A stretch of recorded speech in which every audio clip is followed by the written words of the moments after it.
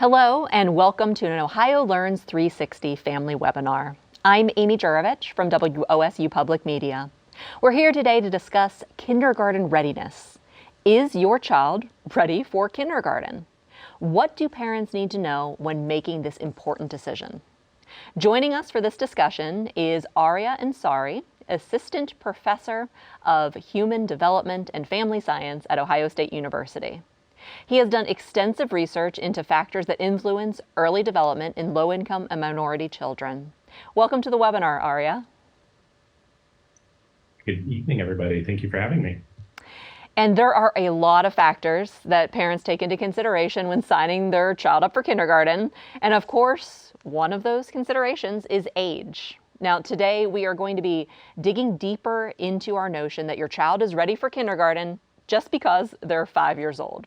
So, Dr. Ansari, would you like to start with, besides the being 5 years old, what do you think is the most important factor to consider when deciding if your child is ready for kindergarten? Absolutely, yeah. So there's a lot of points of considerations, both on the academic and social and the physical development side of things. But I think one of the most important indicators on the social side of things are children excited to be going to kindergarten, to be going to school. And so for me, one of the most important markers is the social and emotional side of things when thinking about kindergarten readiness and that transition. Okay, so you would be more interested in the social and emotional aspect for the child, him or herself, because you can Google, "Is my kid ready for kindergarten?" right? And you can find so many lists. I found so many lists of things to check off. Can your child say the alphabet? Can your child count to 10? Things like that. So where is it in that social and emotional learning perspective versus the just the basics of the alphabet? Where do you make that line? Yeah, so I think the important thing to note is like some folks consider the academics, right? Some folks are in the social camp. What I would say it's a holistic perspective we need to take at the end of the day. One thing to note is there is ample evidence to suggest that the counting skills, the 1, 2, 3s, and the ABCs are things that kids learn rather quickly when they make that transition to kindergarten, right? It's things that teachers emphasize as children are entering kindergarten for those first few months. And so what's oftentimes not emphasized, or the skills children need to be able to engage in the 1, 2, 3s and the ABCs, is being excited to be there, being able to sustain their attention, to manage their frustration, their interpersonal skills and things like that, which are a prerequisite for being able to engage in the academic environment of kindergarten and beyond. And so while I think it's important to take that holistic perspective, and it's overwhelming when you sort of Google and see everything that is out there about what children should know and be able to do, I think an important starting point is the social side of things. Yeah, there was a list that I found where it said your child should be able to obviously use the bathroom on their own. That's important. Zip up their own coat. And then it went into tying their shoes. And I was like, wait a second, like my kindergartner can't tie his shoes. Oh no. And that can be incredibly overwhelming. And I have a 11-month-old, and we get those questionnaires, and it's always overwhelming about the things your child should be doing to be on target. And what I would say is every child is different. There is no one set standard. All kids bring different skills, different strengths, areas of weakness that they should be working on. And so when looking at these lists, what I would emphasize is take it with a grain of salt. All kids have a unique experience. They will learn these things in time. And so Google has its benefits, and it also has its drawbacks. Yeah. So talking about that social and emotional piece, the idea of maybe being able to follow simple directions if the teacher gives them a direction, or being able to sit still long enough to be a part of the class, would those be important factors too? Absolutely. So I think, we've done some work in Ohio where we found that some of the core things children struggle with during the transition to kindergarten is making friends, sort of how to interact with classmates, working in a group setting. For many kids, this is the first time where they're in a more structured environment if they haven't been in an early care and education program. being organized, following those schedules and routines, which are all, of course, things that parents can help work, are skills and things parents can work on in the home environment. But those are some of the things we see that kids struggle with during that transition in those initial months of kindergarten, setting aside the academics. If you are just joining us, this is an Ohio Learns 360 webinar. We are discussing kindergarten readiness, and we'd like to thank Ohio Learns 360 and the Ohio Department of Education for their support of this initiative. The Ohio Learns 360 initiative is a partnership between Ohio's 8 PBS stations with support from the Ohio Department of Education. At a statewide level, Ohio Learns 360 will be supporting families, educators, and students through community events, after-school programs, summer programs, and virtual programs like this one. You can learn more at ohiolearns360.org. And for our audience from home right now, we want to hear from you. Please use the Q&A function in this webinar to ask a question. What questions do you have about kindergarten readiness? We are here tonight with Arya Ansari, Assistant Professor of Human Development and Family Science at Ohio State University. So I would like to get back to that, what we were talking about being able to sit still, follow directions, and parents working on that with their kids at home. How much of that can parents work on at home versus them being in a preschool environment before they enter kindergarten? So like a pre-K class. That would be a place, depending on the structure of the pre-K program, where they would learn to sit still and follow directions, right? Absolutely. So, and again, I think that you raised a really important point, right? There are stuff parents can do, and then there's stuff that kids can learn in early care and education or preschool programs if they're enrolled in those environments or programs. In terms of what parents can do, I think, important things to work on is encouraging children to express their emotions, how they're feeling, what they're feeling, why they might be frustrated, helping children ask for help when they need it, and sort of managing their frustrations when they're not necessarily getting what they want.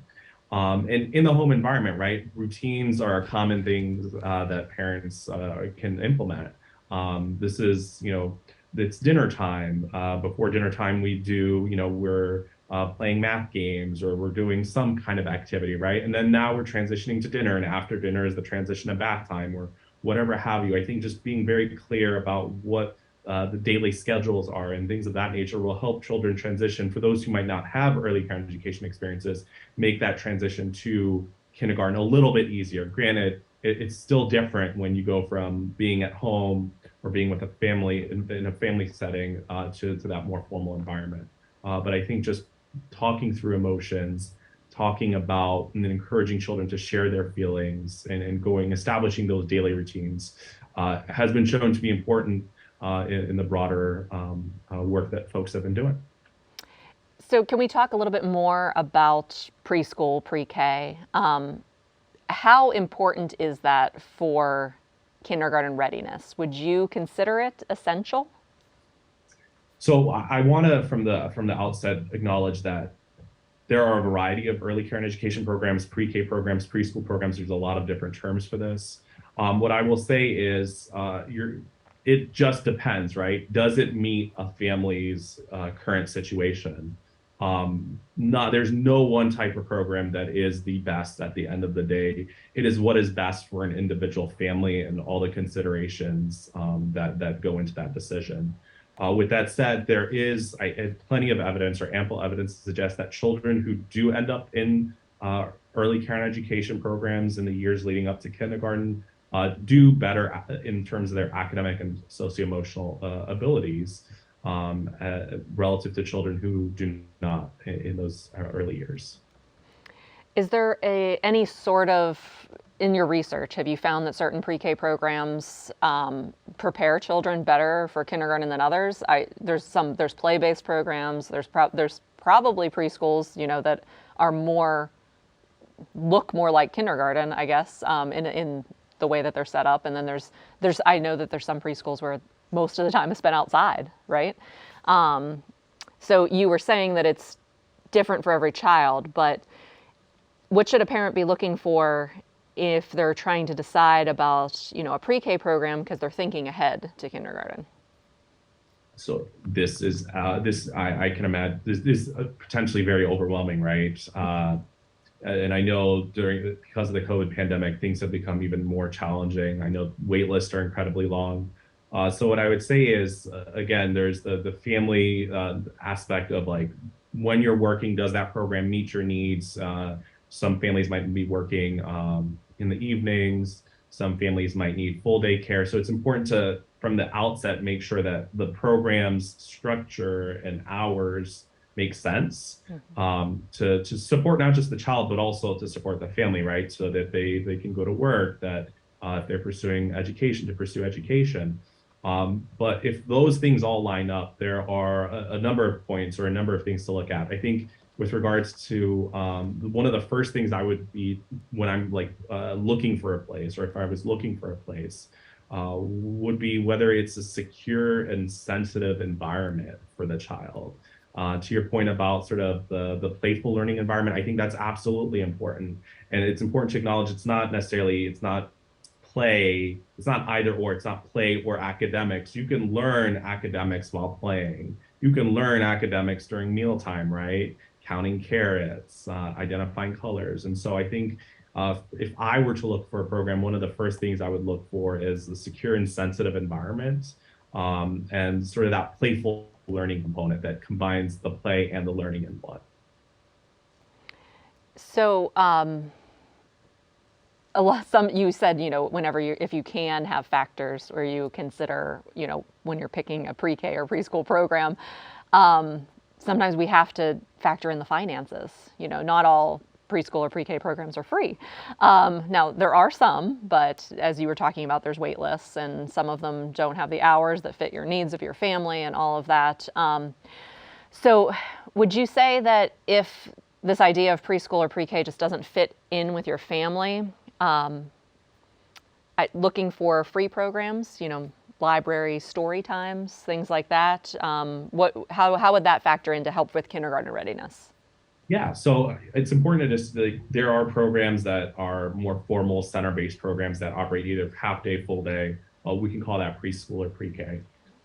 There's also other environments or other types of programs that are known as family child care providers that have a little bit more flexibility in terms of their hours and costs.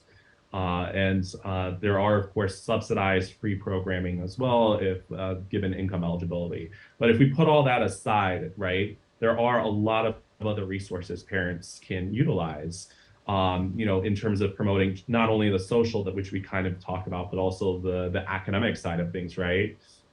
In the home environment, one of the most important things a parent can do is read to their child every day when they can, given the opportunity. That has been shown to have tremendous benefits for children.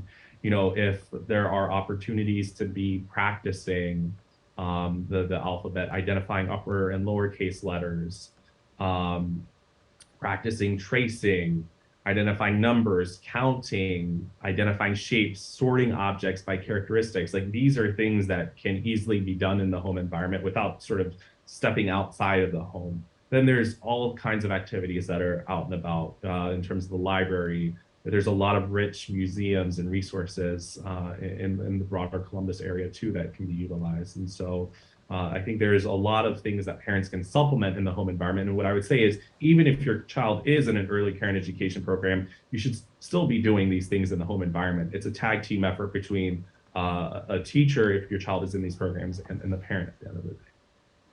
So at the offset for this program, I was talking about one of the factors of going to kindergarten is being 5 years old, right?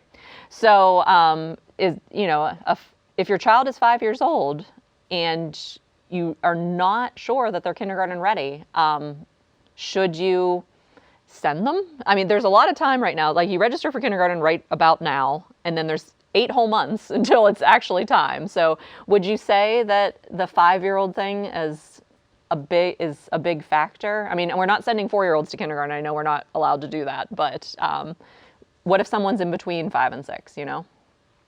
Yeah, so that is challenging, right? What I can say is from the research arm or the research side, the evidence is a bit mixed in terms of the benefits and drawbacks of holding back children. There is some evidence, there is some work that says if you feel like your child isn't ready and you hold them back a year because they're at the sort of the cutoff, and they enter in the following year, they enter kindergarten demonstrating stronger readiness, right? But what studies have found is that those children who might have been lagging behind do catch up, especially academically speaking, over the course of the kindergarten and first grade year. So even if there was some gaps in academic abilities or skills, or those kids make it up in the first year or two. But I want to acknowledge that this is a personal decision. There's a lot of things, the factors that go into play in terms of the costs as well if parents are opting out or not opting. Yeah, well, and those poor kids and parents with those summer birthdays, especially August birthdays. Oh no. Incredibly, as a summer child, it is, I can't admit, it's incredibly stressful. So. This is an Ohio Learns 360 webinar, and I'm Amy Jurovich. We're talking about kindergarten readiness, and to our audience at home, we want to hear from you. Is your child ready for kindergarten? What questions do you have about getting your child ready to take that important step? Please ask your question in the Q&A portion of this webinar, and Amy Palermo from WOSU Classroom will deliver your question to our guest. And Amy, we have a question? We do. We have two questions, and it's the exact thing that y'all were just talking about, but getting in specifically with age.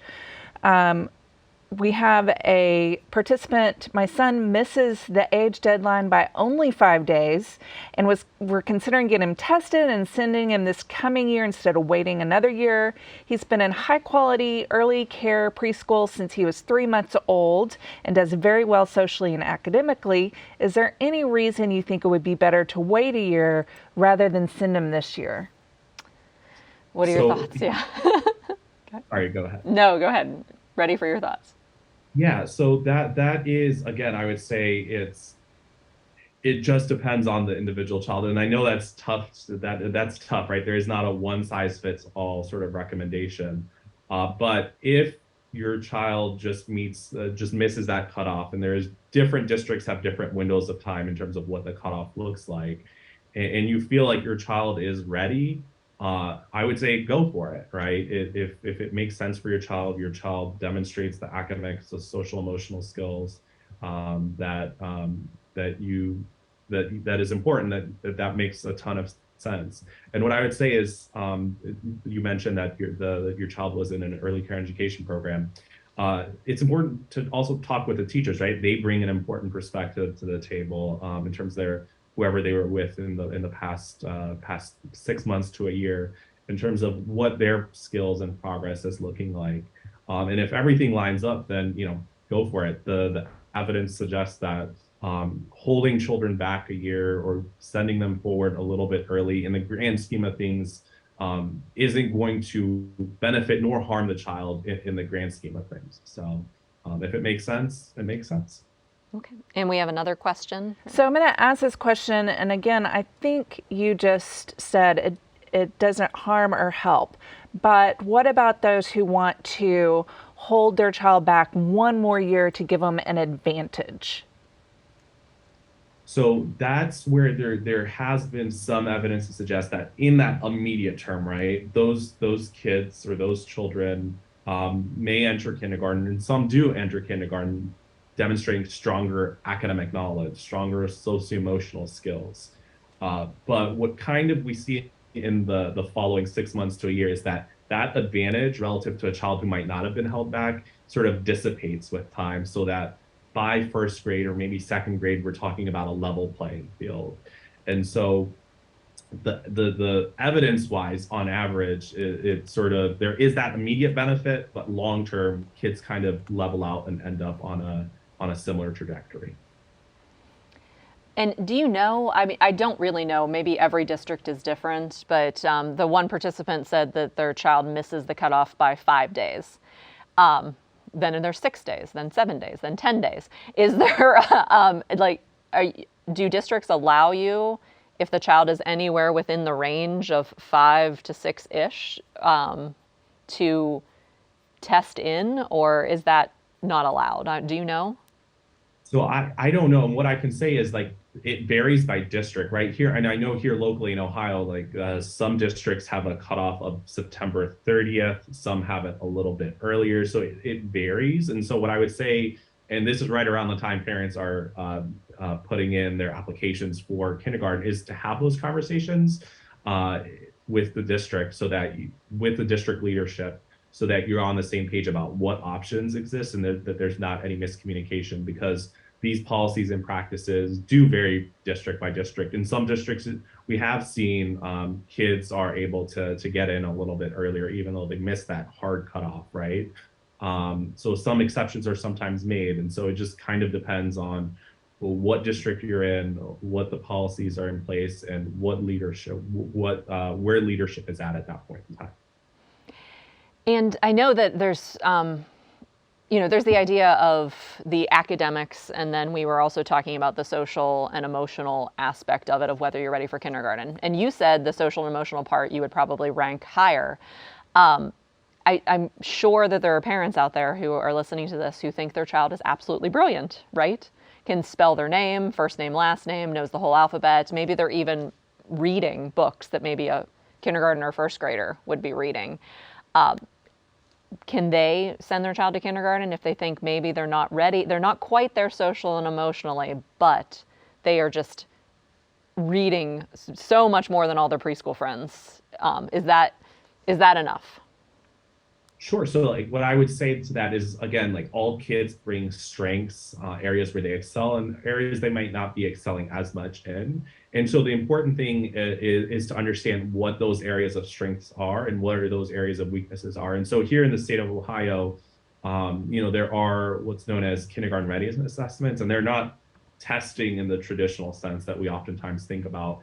But it happens in those early stages of kindergarten in the first month or two where in day-to-day activities with teachers asking children in questions, right, they gauge their academic and socio-emotional development and areas of strengths and areas of weaknesses. And what I would say is teachers use that to tailor what children need, but that is something you can work with the teachers about developing a plan and coordinating efforts because when both the parent and the teacher are on the same page and when coordinated efforts are made, children reap far greater benefits than when these investments are happening in isolation and perhaps might be not maximizing those opportunities.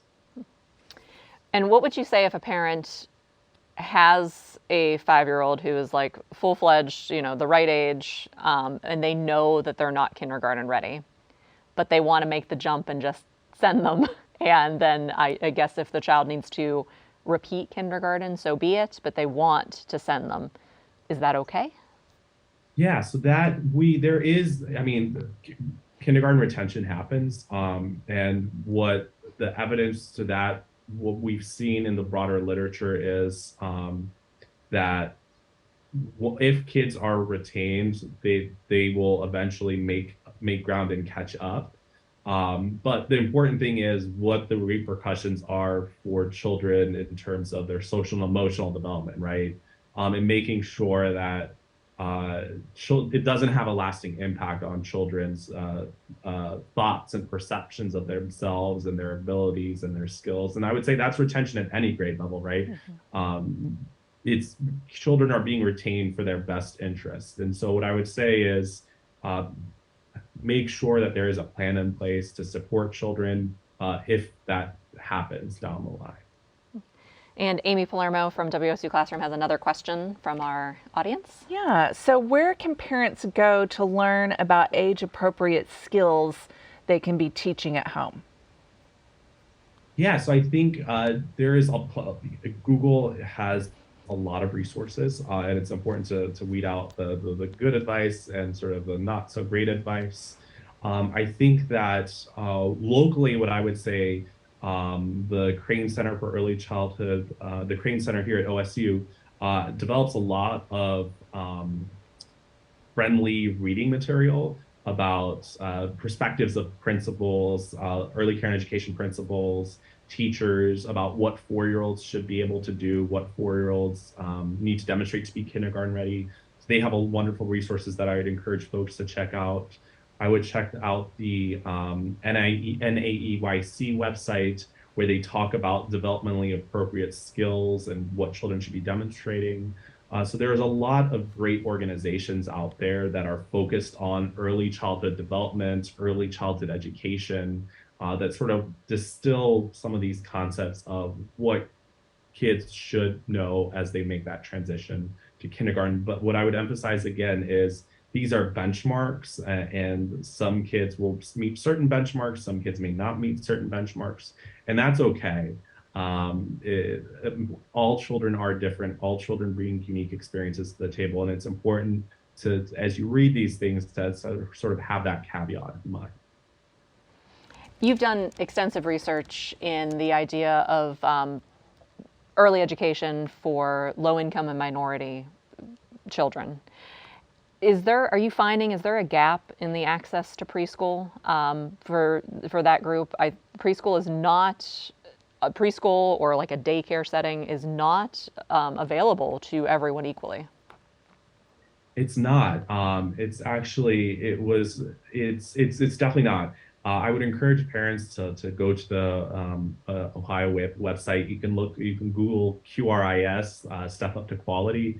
It has a wonderful resource where you can sort of identify programs. You can sort of type, like, you can specify, I want care these days, I want care during these hours.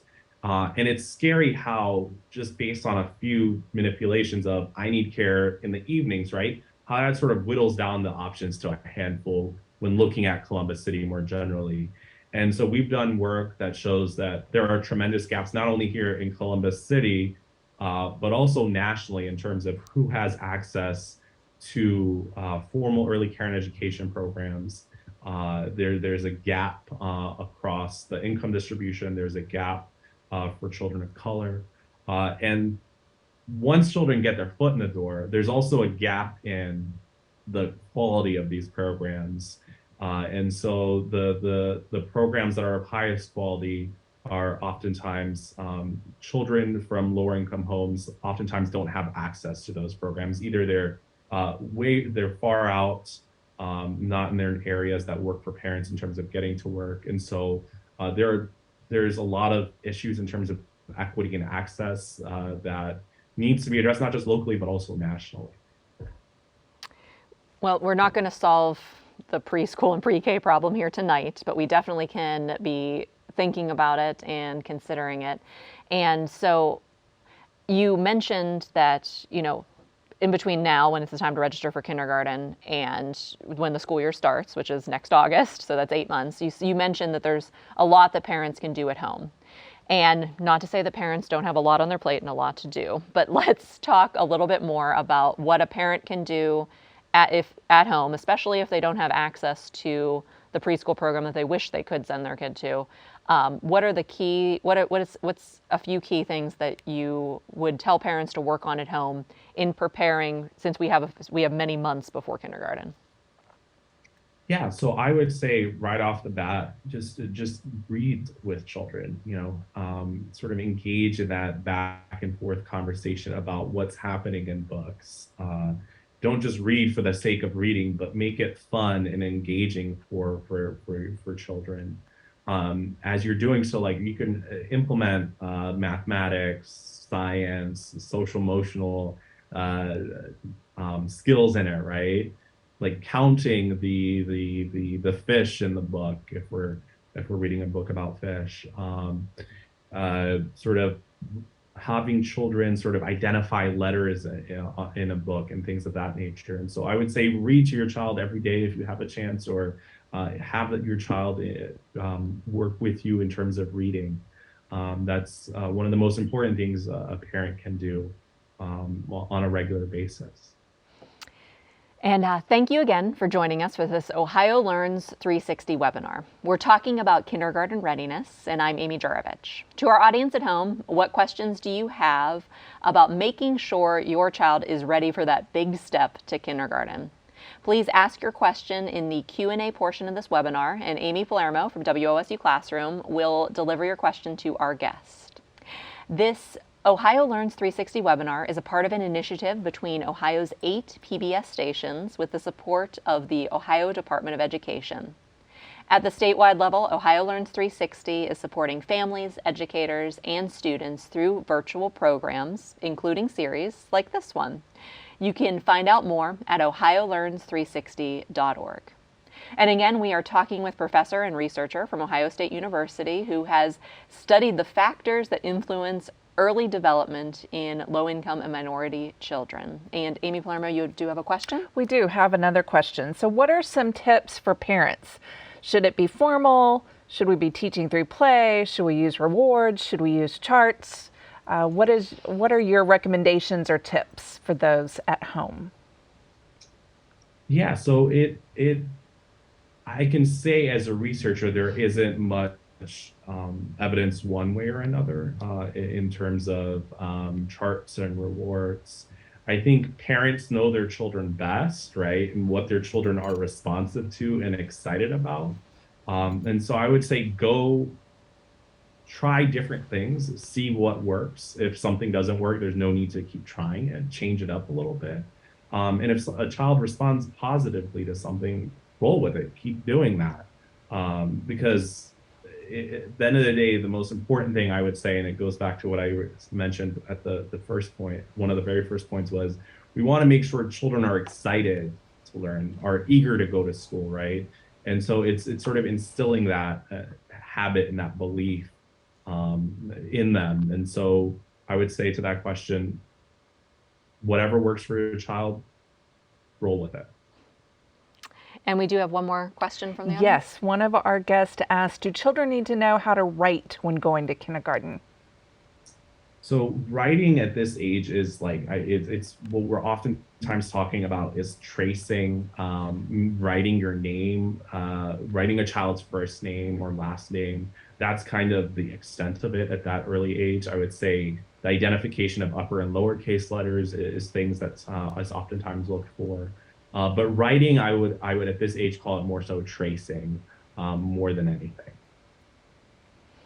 Well, and you mentioned the upper and lowercase letters. I have a kindergartner, and he went into kindergarten, and he knew 22 of his 26 letters. Yay, I'm so excited.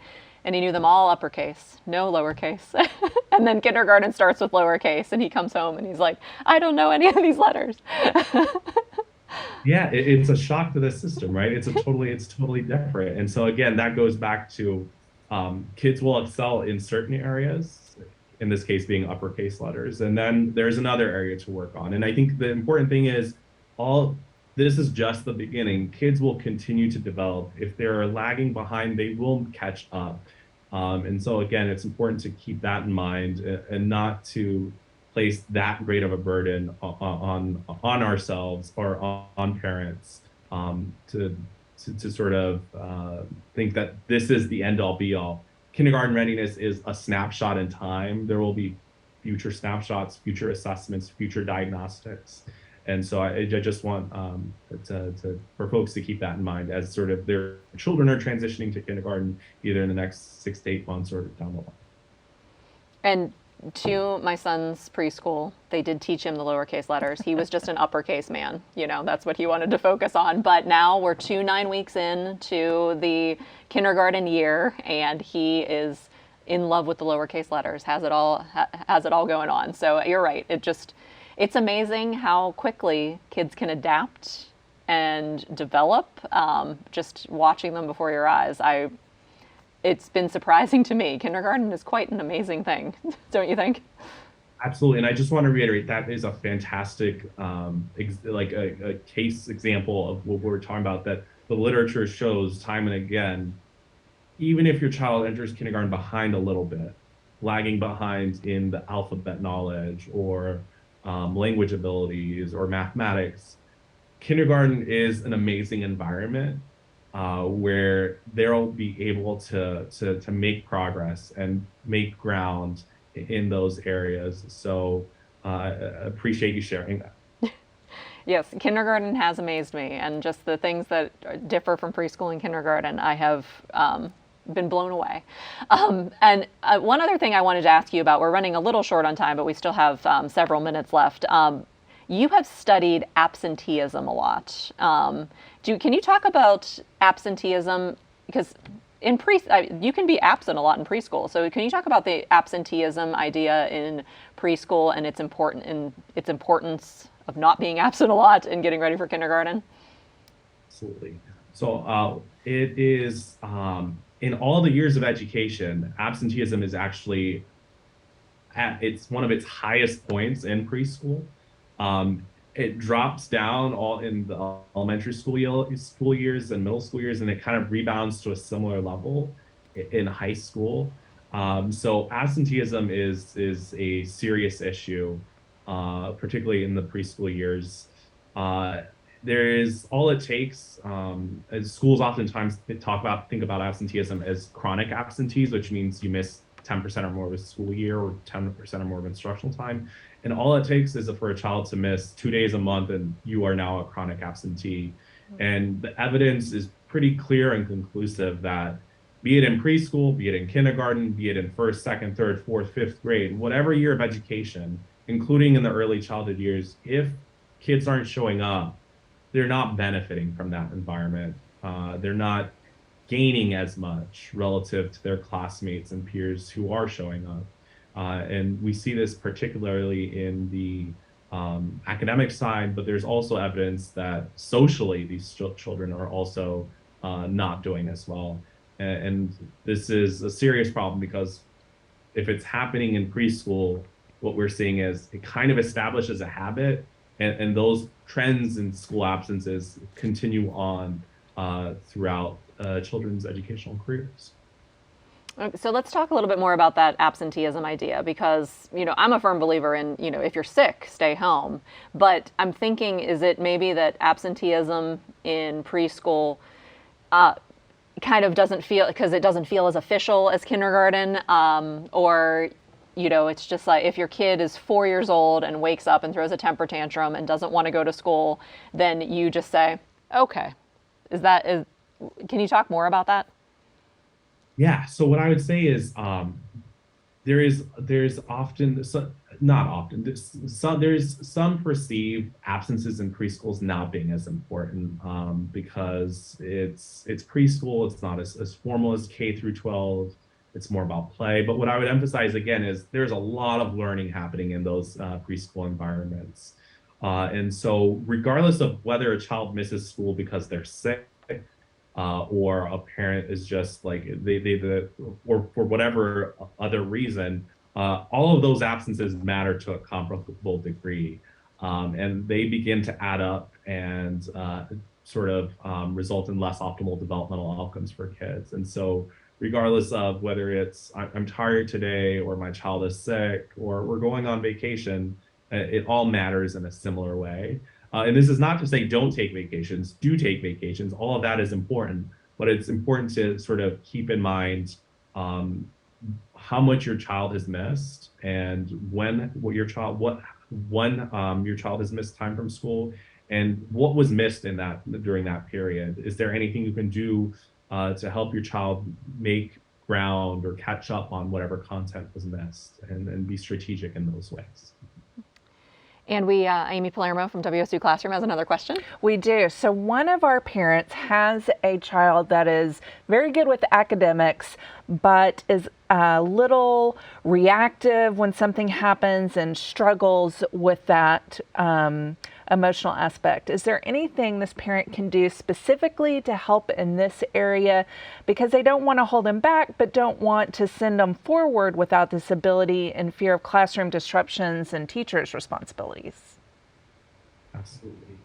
So what I would say is try to identify what the source of the issue is, or what's sort of triggering the frustration, and sort of communicate, right? I can understand, like, in that heat, when a child is like frustrated and yelling, it can be incredibly frustrating, right?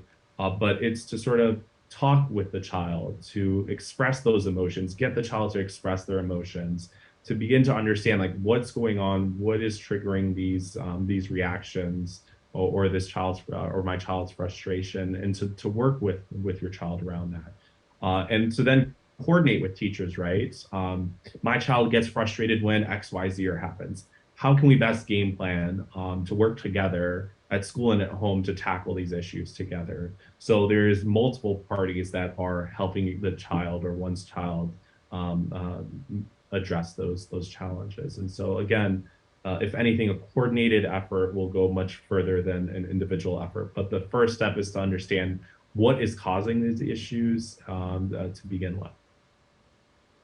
And we have time for one more question from the audience. All right, so we have a teacher that's joined us and wants to know, this teacher has a lot of anxious parents concerned that their child isn't ready. So how can this teacher help calm the parents and assure them? That's a fantastic question. And as a parent myself, I wear the research hat, and then I also wear the parent hat. And it's amazing how, as a parent, like, all the research stuff just goes out the window.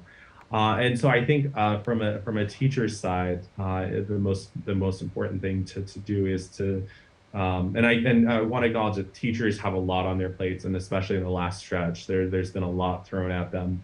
And so I think, though, with all that said, the most important thing to do is to communicate with parents, be open and transparent about strengths and weaknesses. If there are areas that children need to develop, like are sort of potentially struggling, have those conversations. I think that open lines of communication are critical. I think as parents, we always are nervous about these benchmarks that we see, and I can say that as a parent myself. These are the benchmarks my child is missing, and I go to my child's teacher and have all these questions. But it's then having that conversation and establishing that trust that we will communicate when if there are concerns and develop a plan together. But that's best I can.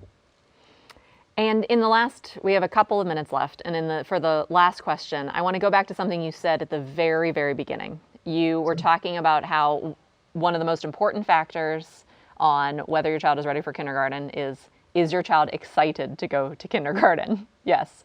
So I would think, I'm not a teacher, so I wouldn't pretend, but I would think that a kindergarten teacher, when deciding if a child should join his or her class, the teacher would say, I want the child to want to be here, right? So is there anything parents can do to make sure the child wants to go to kindergarten? Yeah, so I think it's talking to, especially for children who have early education experiences, it's walking them through what this transition will be like. It's an important shift, right? A lot of children are going to a new building. The children they knew, the teachers they knew, they're no longer there. And so treating that transition as a very important milestone in a child's life is critical, and not just not thinking that, oh, it's just a transition, it's okay, my child will figure it out. So working through that transition, having your child visiting the classrooms or the school with the child in advance will go a long way. Connecting with the child's teacher will go a long way. So easing that transition, I think, will go a long way in terms of promoting enjoyment and excitement. And what I would say in terms of other things, again, like academics doesn't have to be worksheets at this age. It doesn't have to be in any sense like dictation or anything. You can make it fun. We can make it fun during mealtime, in the outdoors. So it's making sure that children understand learning can be fun and it is exciting as they're transitioning to kindergarten. But also recognizing that transition is incredibly scary, and that's something as a family unit we have to tackle so that children know what they're getting into and they're not scared, as opposed to being ready and excited. Well, wonderful. Yes, and kindergarten is so fun. So we can end on that note. That's to be excited about kindergarten, yes. This has been an Ohio Learns 360 webinar. Thank you for joining us, and thank you to Arya Ansari, Assistant Professor of Human Development and Family Science at The Ohio State University. Thank you so much for joining us today. And please provide your feedback on tonight's topic and help inform future topics by completing a brief survey.